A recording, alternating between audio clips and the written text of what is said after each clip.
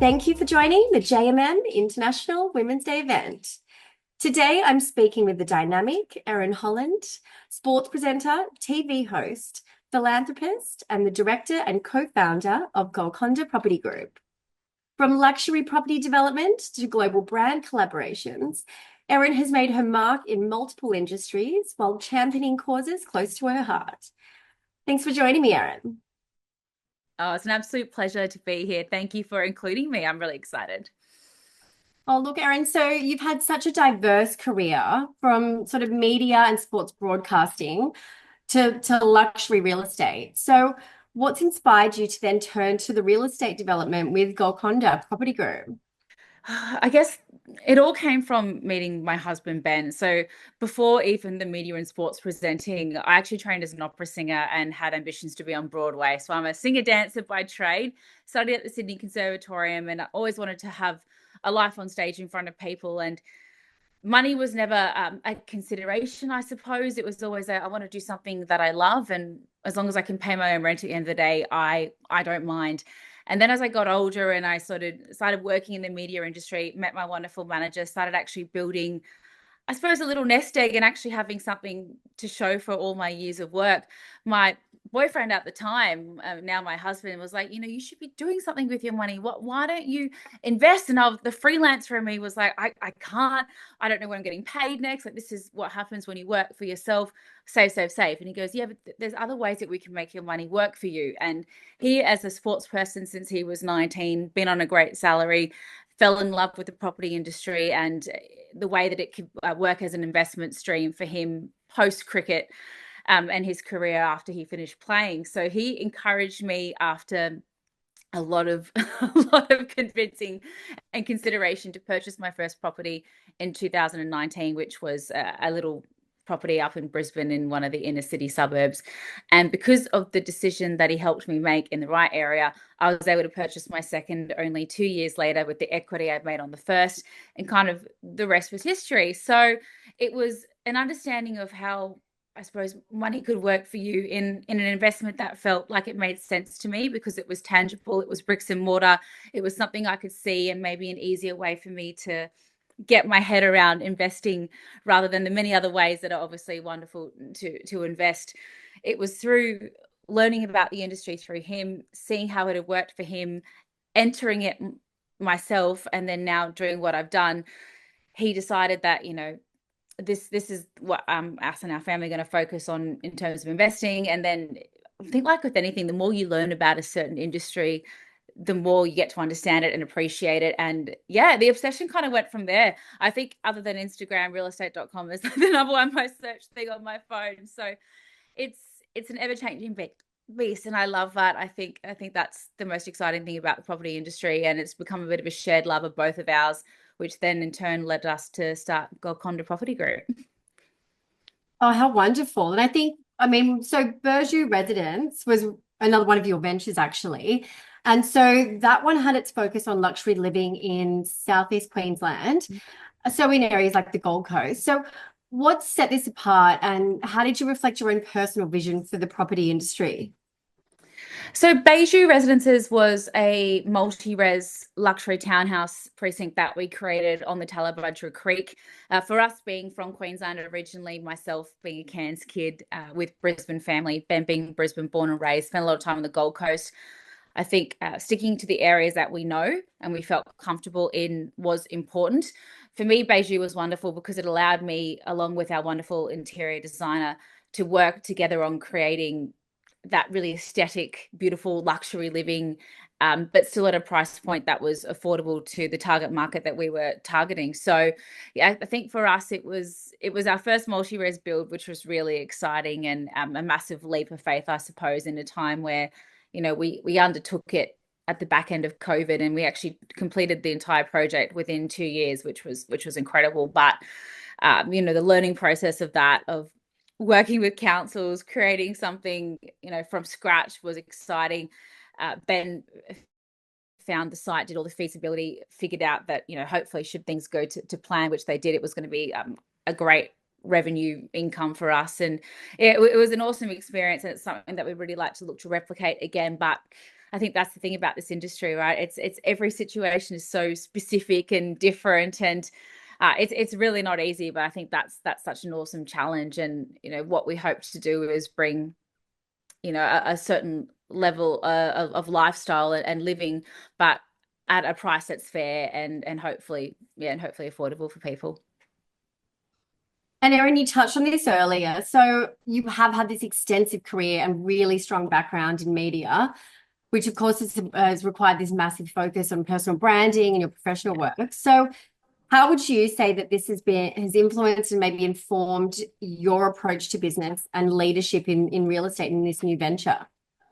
I think it goes to show that no matter where you are and how much you've done, there's always so much to learn. And for me, this is a newer industry. It's one that I'm trying to absorb and learn as much as I can. I'm actually undertaking my own real estate license at the moment as well, just to try and get a better understanding of how I can add value to the business and just sort of reinforce the things that I know to be true. I think you can learn a lot about anything by experience and spending time in it, but there's always processes and things that need to happen legally, particularly in real estate. That's really important to know. And if I have a better understanding of how that process works and who my buyers are, that's obviously going to help me in terms of what we're developing and what we're creating and the areas that we're looking in. So for me, it's just almost like another massive smack in the face of like, there's so much to learn.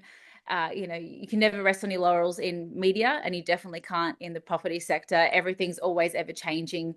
I think the rules and regulations change every time you blink. Every council is different depending on where you're actually developing as well. So I just think it's quite humbling to be part of something new, and I never feel like I know everything about anything that I do, and I definitely apply that to this industry, because it's an absolute beast, and one day could be great, things could be going swimmingly, and then the next day the bottom falls out of a project and you've got to really start pedaling and start problem solving. So it's the thing I love and hate most about both of the industries that I work in, to be honest. No 2 days are the same, and it's always a challenge, but high risk, high reward is how I describe it. So, Erin, you've been very humble there. As we mentioned earlier, you've had a pretty phenomenal career to date. What have been, if any, the biggest sort of challenges that you face leading in either sports broadcasting or even property development? I think the thing about working in the media is, nothing's promised in this industry. You really have to continue to innovate, evolve. What I did 10 years ago when I first started, the industry has completely changed on its head. So it's the ability to adapt and to find ways to stay current, I suppose, to stay attractive to your clients in terms of being the person that they choose to represent their brand or to host their event or to broadcast their event as well, as I work in the industry. And I think for me, the ability to pivot and to utilize the skills that I learned as a performer, that's helped me in live broadcast, because being on stage and only getting one chance to make an impression and the show must go on is the same as live television broadcast. There's no edit, there's no stop, there's no, oh, can we just do that again? Because it's live. So the pressures and the skills that I learned through that training has set me in good stead for broadcast, and the ability to network and create relationships through going to so many events across the last 10 years in terms of my capacity as a media personality, for want of a better word, that completely correlates to business relationships and networking in the property sphere. So there's so many different skill sets that apply to many different facets of my life, and I think it's constantly just being able to be malleable, being able to pivot. PR, personal relationships, are so important, and I feel like at the moment it's something that a lot of people are lacking, whether it's because we've been locked up and not communicating the way we used to post-COVID world, to not spending as much time out in the real world, to being on the apps on our phones.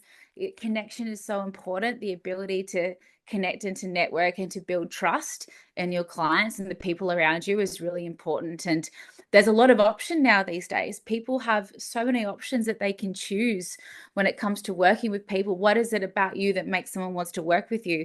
Do they know you? Do they trust you? Do they like you?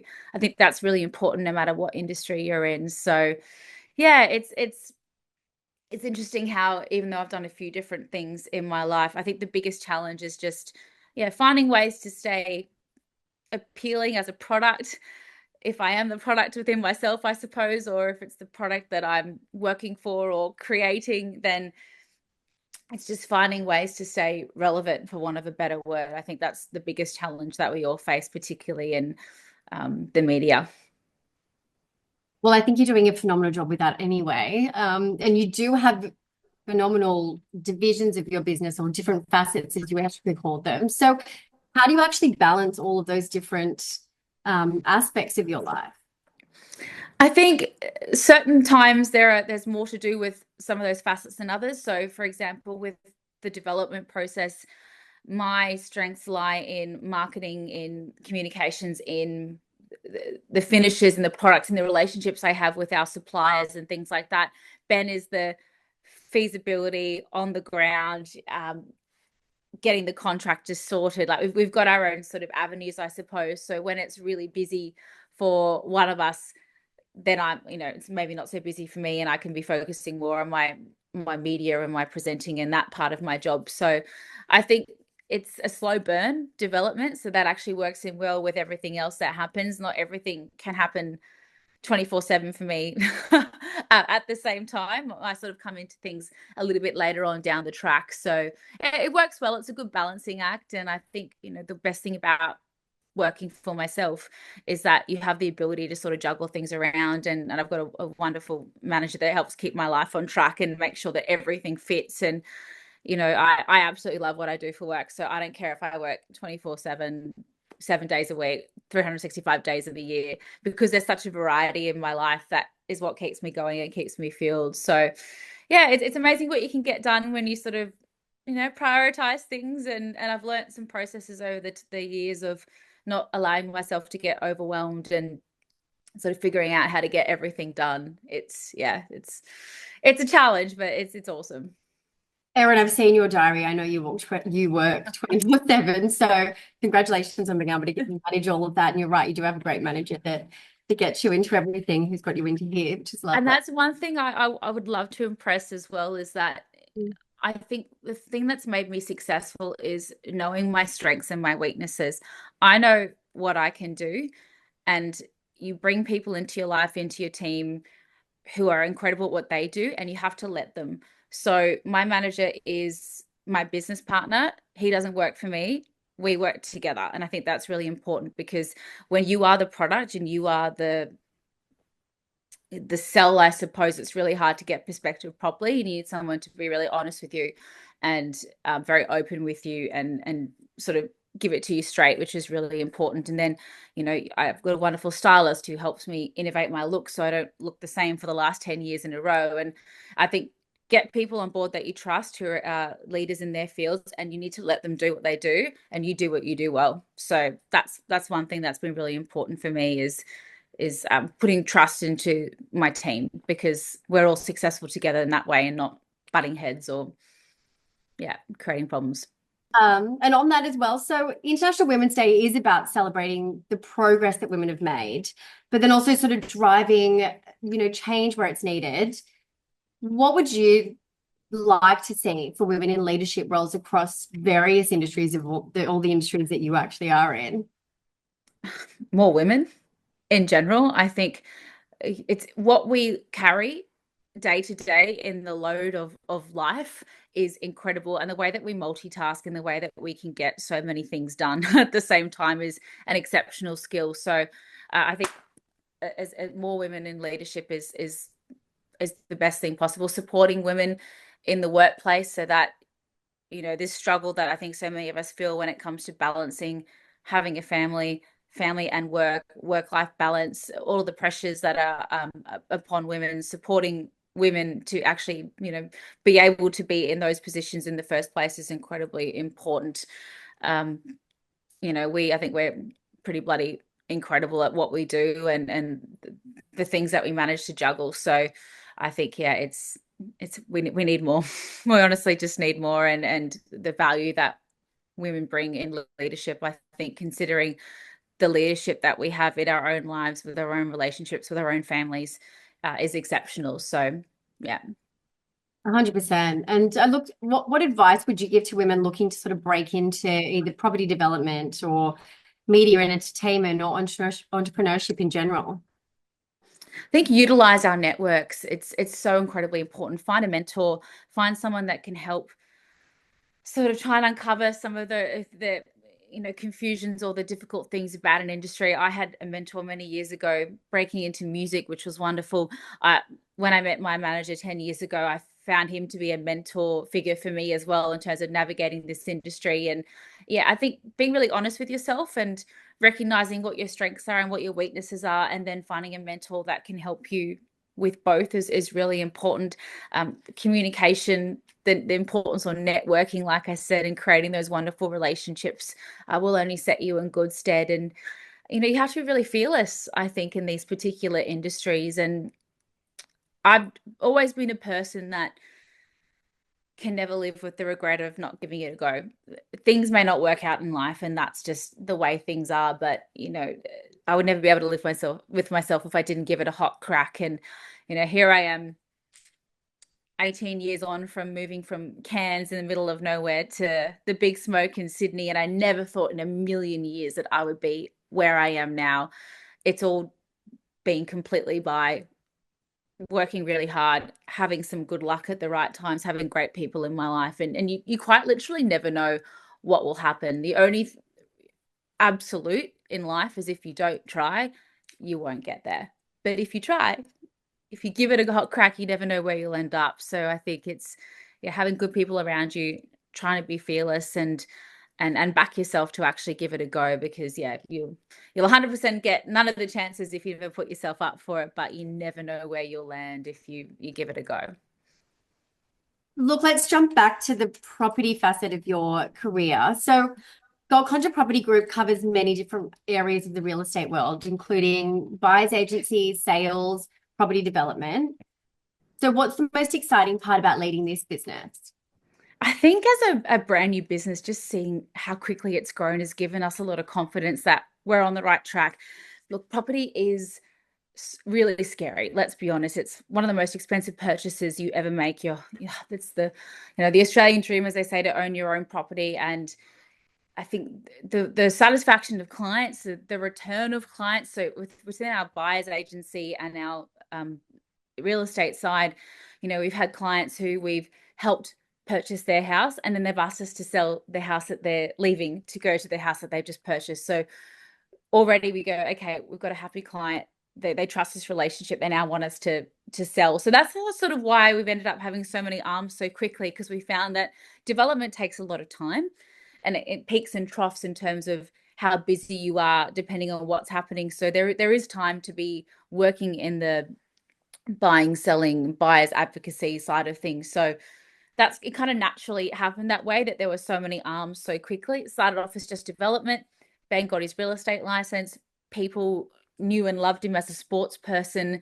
And then he became that person that they just ask, oh, what do you think about this property? And because he's always had great advice, and he was naturally just helping people purchase properties. And he thought, well, why don't I actually make this a business? So I've got something to transition into after cricket. And it's kind of just naturally bloomed from there. And I think that customer satisfaction, those repeat clients, the fact that it's still not even 100% what he can focus his time into, and it's becoming a full-time job. He'll be leaving cricket completely altogether the way that this has been going. So it's been really exciting just seeing it naturally flourish and fall into the pathways that it has done. And the challenge will be as it gets busier and busier, which is why I'm doing my real estate license as well. That he's doing so incredibly well with it, and I'm looking forward to being legally able to jump in and help out as well with all the opens and the listings. Well, Erin, as a cricket fan, I actually hope he's not going to leave cricket altogether. I am a big fan. But so just on that then, so you guys named the company Golconda after a historic fortress in India. Can you just share a little bit of a story behind the name and what this kind of represents to both of you? Yeah, well, if there's any cricket fans out there, you will have heard of the India Premier League, the premier T20 league in the world, the most lucrative and the largest. Well, Ben played many, many seasons over in the IPL, and one year in 2016, he played for Sunrisers Hyderabad. And I actually went over to visit him that year when we went to check out Golconda Fort. Now, Golconda Fort is one of the most lucrative mines in the world's history. Some of the biggest gems that have ever been unearthed have come from this mine. So it kind of means a source of great wealth. And when it came to naming the company, there was just a nice synergy between cricket being such a big part of both of our lives, Ben having so much success playing for this particular team. He was man of the match in the final, the only time they've ever won the title in all the years that the IPL's been going. It just seemed like a really nice bit of synergy and, something slightly different. And if people go, hey, why did you name it Golconda? It's a really nice conversation starter. So yeah, that's kind of the story behind that. And fingers crossed the meaning of great wealth translates into a very successful business over the coming years. Well, look, I imagine it will be, but tell us what actually is next for Golconda Property Group. So we've got an exciting project in the works at the moment. With the cost of living crisis in Australia, we know we need to try and create as many bricks and mortar dwellings for people to live in as we can. And there's something called rooming accommodation, which is being allowed to be built in Queensland and around Australia at the moment, where looks like a house on the outside, but you've got individual one-bedroom apartments within it. So we're looking at building 2 houses with 10 apartments across the 2, where for around $500 a week, that includes all of your utilities, your own secure 1-bedroom, 1-bathroom apartment with a large, fully fledged communal kitchen and laundry, but your own space, your own kitchenette, your own bathroom, your own bedroom away from those communal areas. And the idea is to try and create affordable housing in desirable areas. And I remember when I was finished university and I had left being on campus at Sydney Uni, was looking for a rental. I couldn't find anything in my price range anywhere near where I wanted to live in Sydney. No one would even look at me with no rental history as a single woman living in a big city as well, being a little bit scared to live alone. I think if something like this had been available for me when I was looking, it would have been a no-brainer. Essentially, it was kind of like what I was living in when I was at college, paying a certain amount a week and everything was covered. This is a similar sort of an idea. And we're sort of hoping that students, single parents, single people, young professionals, if they're looking for something to live in for a year, 2 years, even longer term, obviously, if they want, they can come and rent one of these apartments. So it's in Morningside in Brisbane, which is a great area, close to a lot of schools, only about 10 minutes from the city, very close to the train line. And the site's been excavated, just going through council and stormwater and all those sorts of fun things at the moment, but really excited about the project and really hoping that it can be a good solution to some of the housing situations in that area, because this is an area that's experienced such growth. I remember you could purchase properties in that area for about $700,000 5-6 years ago. You're looking at 1.2, 1.3 now for the exact same thing. It's risen that much. So obviously the rent increases along with that, and it prices people out of the area. So yeah, it's a really exciting project. Already done a little bit of media around it as well, as it becomes a product that is a little bit more desirable and a lot more people are thinking about. But yeah, it's a new avenue for Golconda. We've only done single residential dwellings before, or the multi-res in Beju on the Gold Coast. So this is our first of its kind. But we've got some great mentors and friends in the field who've already completed similar projects, and we'd look to hold on to all of them as well and run the rentals through a real estate agency to keep everything happy. I mean, Erin, that kind of just leads me. You've got this such compassionate sort of nature about you, and so does your husband. I mean, you actively support World Vision as a global goodwill ambassador, and you recently had the opportunity to go and visit and meet your sponsor, Chandon in Sri Lanka, for the Thousand Girls Initiative. I actually have a sponsor, World Vision Child. My mother was a child as well, in fact, from India. So it's something that's very close to my heart. But tell me a little bit more about your experience and why you like supporting causes like this. Yeah, I've been a child sponsor for about 5-6 years now, and I remember getting on board with it after attending an event that Vogue put on for the 1,000 Girls in October drive, which was trying to sponsor 1,000 underprivileged girls all over the world.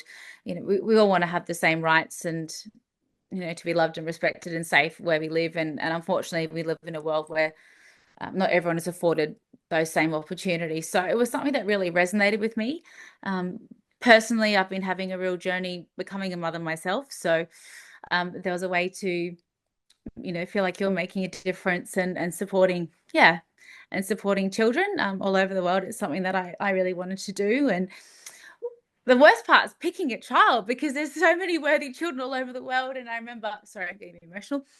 And I remember when I was choosing who to sponsor for the first time, and Bennett said to me, hey, like, why don't we find someone in a country that we might get to go to cricket one day, because we might get to actually go and visit them. So my first sponsored child was Nadu, who's this beautiful little girl. She was 6 at the time and she's now 12, which is crazy, in Sri Lanka, up in the rainforest and the tea plantations.